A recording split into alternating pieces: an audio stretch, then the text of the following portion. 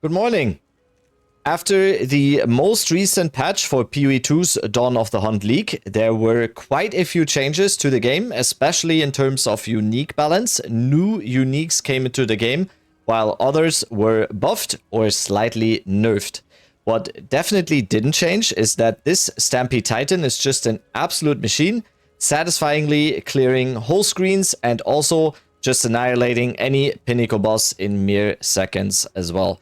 This version of the Stampede Titan is the newest innovation here by Korean streamer Aste again, who, let's just say, was absolutely cooking with this one, as this is, in my opinion, probably one of the coolest looking and feeling builds I have played in this league so far. So huge shout out here again to Aste. He just released a video on the build today on his channel too.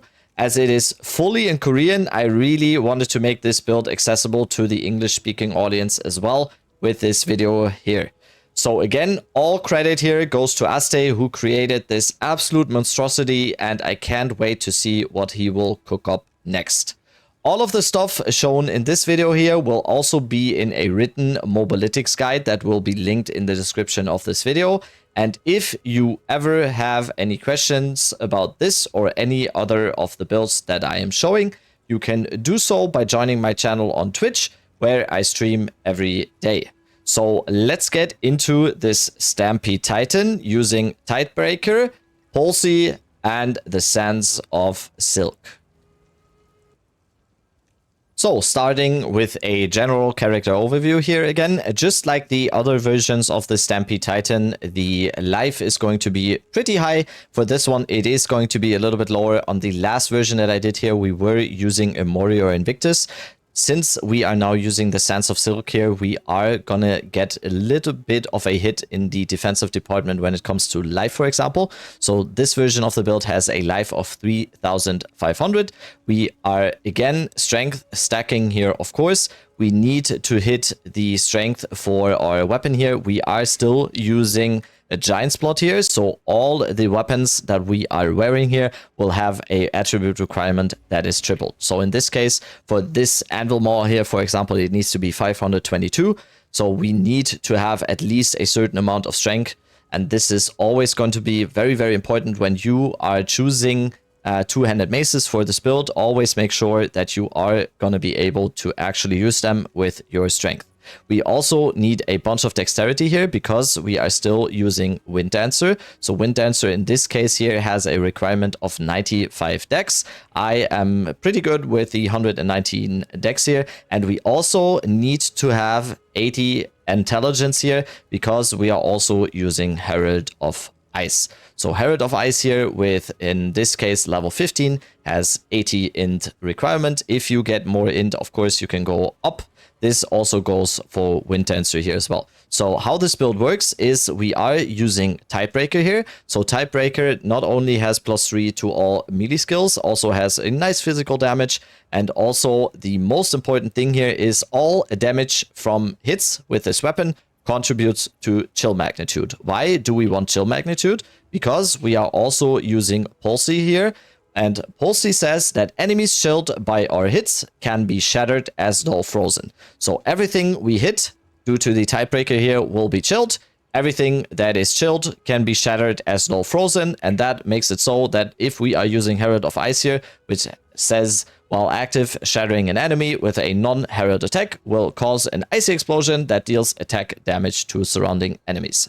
So we can already see, since we are using Tidebreaker with a contribute to chill magnitude and also chilled can be shattered as though frozen, with the combination here of Herald of Ice, this makes this absolutely crazy. Everything we hit gets chilled, everything we hit gets shattered as though frozen, and Herald of Ice is getting procced with every single one of them. So this combination is absolutely crazy. It looks cool. You might need some sunglasses for this, or you might need an epilepsy warning when actually playing this build, but it is so satisfying. It looks so nice. It works so well. We are also using Sands of Silk here. Sands of Silk gives us a level 18 blink. So we are using blink in this build. And why are we using this? Because we are not only getting a bunch of mobility due to our blink here, and you can see the cooldown for the blink is very, very low as well.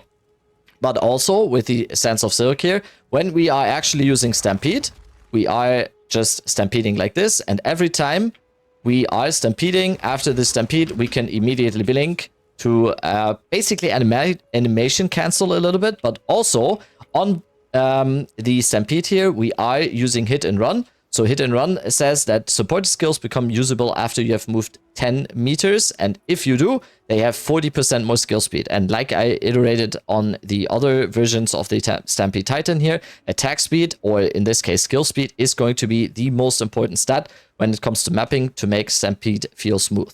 So the lower the attack time on Stampede is here, the more smooth it will gonna feel. So if it's low like this, like 0.3 for example, the start of the Stampede is actually going to be very, very quick, and it will feel much less clunky. The higher the attack time here is, the more clunky it will feel, because it just takes longer for the Stampede to start. So we need to, every time after our Stampede, we need to move another 10 meters. So if we just use Stampede here and I don't move, you can see I cannot use it right now. If I blink right after now, I can use it again. So basically the combination here with the blink and the Sands of Silk is we stampede, we blink, and we do the next stampede. And this creates a very satisfying loop of always just stampeding, blinking, stampeding, blinking. So that is the basic character overview. Of course, we are pretty low armor here. I said this in the different versions of this as well. We are basically going to stay alive by hitting stuff and using leech to our advantage to actually stay alive. So this is not going to be very, very squishy, especially when mapping. This build definitely does not feel squishy as long as we're hitting stuff and as long as we have leech. But yeah, armor pretty bad anyway. So we have 29 armor here, 29%. That is not the best. It's not the worst, whatever. Fire, lightning, and cold, of course, capped. And in this case, I am a little bit low on the chaos res here. I haven't run into any problems so far, especially now with the 0.21 update. The chaos damage from volatile plants and stuff has been kind of nerfed. So far, I haven't really died to any chaos damage. What you can do is also add the chaos charm here. That will definitely make this even better. So that is the character overview here. So next thing, let's go over just the skill gems. So for the skill gems here, let's start from top to bottom. So first thing, the just alluded to blink that we get from Sands of Silk. We're going to be using Ingenuity, Arcane Tempo, and Unbreakable in this one. The next one I'm going to talk about is the Rolling Slam. So Rolling Slam is going to be our main thing that we are using when we are doing Pinnacle bosses. So Rolling Slam is going to have Execute, Reverberate, Concentrated Effect, Ambrosia. This is paired with a Ultimate Mana Flask, of course, with high charge amount. The Ambrosia, that is, and Heft. So we are using Rolling Slam only on weapon set 2. Same goes for Armor Breaker and the Inferno Cry. Here it is.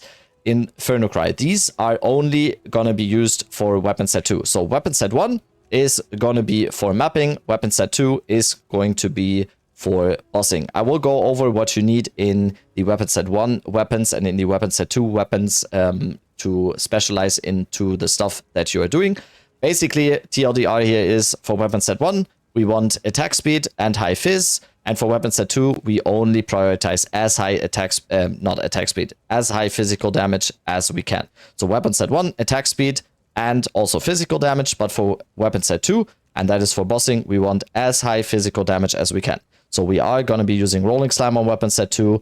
We're going to be using Armor Break on weapon set 2 and Infernal Cry. And then the general combination is just we, for weapon set 2, we drop our Solar Orb here. That gives us Rage. So we can see here, since we are using Font of Rage on the Solar Orb, that is going to give us Rage before the boss fight starts. And then the combination is just we hit the boss to break his armor with Armor Breaker. Then we Inferno Cry, and then we Rolling Slam.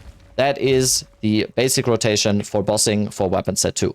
So that is going to be Rolling Slam. Next thing, our main skill for mapping, and basically the only button we push while mapping, is going to be Stampede. So Stampede, we're using Momentum, Aftershock, Hit and Run, Reach, and Magnified Effect. Armor Breaker, again, just for weapon set 2, for bossing, Discombobulate, Break Posture, Demolisher, Splinter, and Devastate. Wind Dancer here we are using with the Unyielding support, Life Thief, Cold Infusion, Cold Penetration, and Embitter. Herald of Ice is gonna have Close Combat, Long Shot, Primal Armament, Deadly Herald, and Ice Bite. I am using Berserk here because I don't really have any Leech right now. I do not have a weapon with Leech, I do not have a ring with Leech, and I do not have gloves with Leech. That is why I'm using Berserk right now. You can also use Overwhelming Presence, and if you have the Spirit, you can then add Cannibalism into it as well. You can also remove, for example, Deadly Herald if you want Cannibalism or Herbalism, whatever. But I am just using Berserk right now. I feel like it's very, very good in the case if you don't have Leech, but you do need a Leech in my opinion. So Berserk makes it so that you Leech based on your rage here, and it also gives a lot of damage. You can see here, once I drop the Solar Orb and I'm actually getting rage, you can see my damage just going up like crazy here. So you will be able to keep your rage up pretty much all the time when mapping, so that is a very good way of getting Leech without getting it on your gear. So that is why I am using Berserk here. Like I said, you can also use Overwhelming Presence, Cannibalism. You could also just use Time of Need if you want to, depending on what you want. So I am also using a companion. I am using a companion with Haste Aura and Hasted. This is pretty hard to get, unfortunately. Took me like 3 hours to farm this, and I apparently got really, really lucky in finding a pet with Haste Aura and Hasted. If you do not want to get this grind, you can just take it away, and then you can see here I would have another 60 spirits, so I could add Overwhelming Presence onto Berserk here, and I could also add Cannibalism and Herbalism. You could even go Overwhelming Presence and Time of Need, whatever. But if you can get a companion like this with Haste Aura and Hasted, I really recommend getting one of these. It's really, really good. So next thing, Infernal Cry. Like I said, again, for bossing, Infernal Cry and Solar Orb here is mainly for bossing. So Infernal Cry we're going to use with Raging Cry, Enraged War Cry, Premeditation, Corrupting Cry, Second Wind. And Solar Orb is just to get some rage before the fight. Font of Rage, Font of Blood, Fire Exposure, and Persistence. So next, let's go over the gear. In the gear section here, let's start with the Tidebreaker. You want a Tidebreaker that is as good as possible, of course. In my opinion, getting one with a third socket is going to be the best option here. You want a +3 Tidebreaker, of course. The roll range here is going to be 2 and 3. So you want +3 ideally. You want high physical damage ideally. And also, if you can get it, high intelligence, high increased stun build-up will not be bad as well if you can get it. 3 sockets, in my opinion, is the best option, because then you can fill those up with the Great Rune of Alacrity in this case, and it means we get 24% skill speed on this. As I mentioned before, skill speed or attack speed in this case is going to be your #1 priority when it comes to mapping, because it will just make the build feel much smoother. On the second offhand here, on the second is two-handed mace that I'm using here, you can see I also have the skill speed runes in there. Also, I'm prioritizing high physical damage on this one. In this case, I'm also getting some attack speed on this one and some extra strength.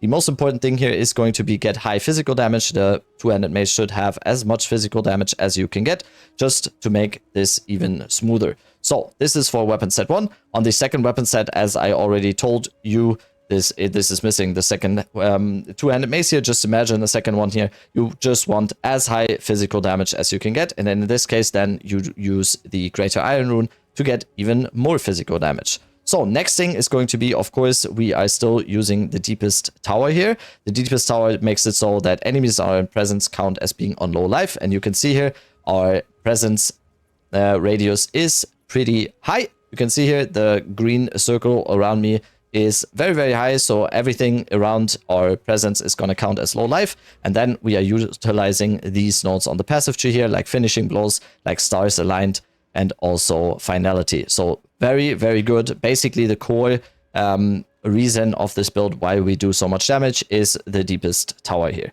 So next thing is going to be my Amulet. We have allocated Deep Trance on this, so attack speed is, again, going to be your best bet to make the build feel good in maps. I'm also using a Megalomaniac here with acceleration, with even more movement speed and more skill speed. I'm also using Thrill of Battle, which is, in my opinion, probably the best thing you can get on a Megalomaniac here, because Thrill of Battle makes it so that if you are surrounded, you get 20% attack speed, which is huge, and surrounded means you only need to have 5 mobs in the vicinity of 3 meters, and that is while mapping, while doing simulacrum, basically all the time. So this basically gives me 20% attack speed at all times, and I'm using acceleration here. In the mobilytics, there will be some combinations you can go for as well, but in my case, I'm going with deep trance for attack speed on the amulet, and then I'm going with the megalomaniac with acceleration and thrill of battle here. So next thing is going to be the Sands of Silk. The Sands of Silk can also have 3 sockets, ideally, if you can go for it. Also, what I'm using on the Sand of Silk here is the Fox Talisman. If you don't need to fill up your resistances with the socket slots here, I do advise using the Fox Talisman here. This gives us quality of skills, which is just very, very good for all of our skills here. Next core item is going to be the Pulsey. For the Pulsey, I went with a corrupted one with all elemental res here. You can also get as high cold damage as you can, and also cold res as high as you can go here. Next ring is going to need some attributes. Attributes are going to be very, very important to hit your stat requirements here. So on this ring, I am going with strength, I'm going with dexterity, and then flat damage is always good. Cold damage is, of course, good because it means we are adding cold damage to our attacks, which is good for everything that is going to count towards our chill magnitude. And in this case, I'm going with a prismatic ring for more reses, for lightning res on the suffix, and maximum life. Gloves are gonna be, again, maximum life. I want 2 reses on this, and I also want +2 of melee skills. In this slot, just as the weapon slots and the ring slots, you can also get leech.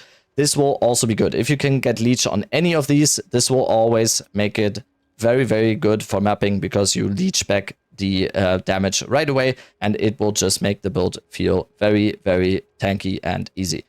Next thing is the new and improved Headhunter. Headhunter is just incredible right now. Now that it is with the most recent patch, it's 60 seconds now. It's just absolutely incredible. If you do not get a Headhunter for this, it will be okay.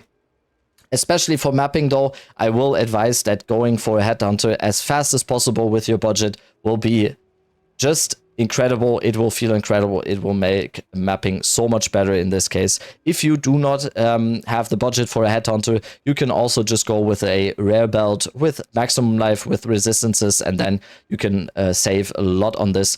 Overall, I should say at this point, the build can be made to work for very, very cheap. You need a good two-handed mace. That is probably going to be the most expensive part about this. The Tidebreaker you can get pretty cheap. The Deepest Tower is pretty cheap. The Sands of Silk is pretty cheap. Pulsey is pretty cheap. These are all pretty off meta right now. The only real expensive things in this build right here, as I'm using it right now, is of course the Headhunter and is this two-handed mace here.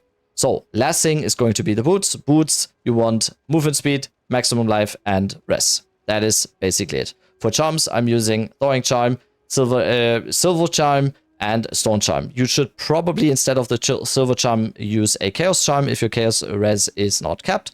That is up to you. Next and lastly, let's go over the passive tree. On the passive tree, let's start with the Titan Ascendancy tree here. The first thing is, of course, going to be Hulking Form. Hulking Form is the reason why the Titan Ascendancy is one of the strongest, in my opinion, for this league. Hulking Form is just incredible. 50% increased effect of small passive skills. Incredible. Next thing is going to be Mysterious Lineage for more maximum life, and then Earthbreaker for aftershocks for our slams. So overall, on the passive tree, I am using a From Nothing with Unwavering Stance, so we can get the finality here, and we can also get the life recovery rate, which will also feel very good, especially if you do not have enough leech. So then, if you do not go with any leech, that will be problematic. I will say you should use Rage in this case, or Berserk in this case, so you at least get a little bit of life leech based on your Rage. But what will also help is getting these nodes for life regeneration rate. Will feel very, very good to not be low life all the time. Overall, the passive tree will be in the mobilytics, of course. You can watch that one by one and go at your own pace. Overall, I would say The weapon set 1 skill nodes are always going to be focused on the mapping again, so attack speed, skill speed, stuff like that. And then the weapon set 2 points are going to be mainly for bossing you. So when you actually do make the weapon swap to weapon set 2, you can see here these nodes get activated and then we get a bunch of extra damage. Overall, I'm going for a lot of strength. Of course, on the tree here, we do need to hit our requirements. You do have the option, if you have problems hitting the attribute requirements, you do have the option to go into polymathy here. That will help a lot, and then it should be much easier. On the jewels, the priority is very, very clear. On the jewels, you want attack damage, you want melee damage, you want damage with maces. That is the prefix slots. That is going to be very, very crucial to get your damage up on the jewels. So attack damage, melee damage, and maces damage. On the suffix slot, you want increased amount of life leech or life generation. And then you want gain rage on melee hit on the other stat. So you can see this jewel has all of the ones that I want here. And this jewel as well, attack damage, damage with maces, amount of life leeched, and rage on melee hit. Like I alluded as well, I am going with the Megalomaniac here with acceleration at threat of battle. On the Megalomaniac, you can basically choose whatever you want as long as it gives you some attack speed or anything else that you want in this build. So that is the passive tree and the jewels. Overall, I should once again say huge credit to Asti here. He created this absolute madhouse that is this build. I will definitely stay on this for a few more days probably, and I will probably keep this in my back pocket for a long, long time. This is so much fun. I will try the new and improved Mjolnir build, as I just said. Amazing. That is also something that you can expect in the next few days on this channel as well. The Mjolnir got a huge buff in the latest patch, and I am currently cooking up the new and improved Thor build for that one as well. So keep an eye out for that. The best way to stay up to date on that one is joining my stream at twitch.tv/deadrabbit. So if you want to stay up to date, come join us in the stream, follow the stream, and just come in there if you want to theorycraft with us, if you want to see which build I'm currently playing, what are we cooking up, what is going to be the plan for the next one. So I'm going to keep it at that and finish the video right here. Thank you so much for watching. See you on the next one. Love you. Bye.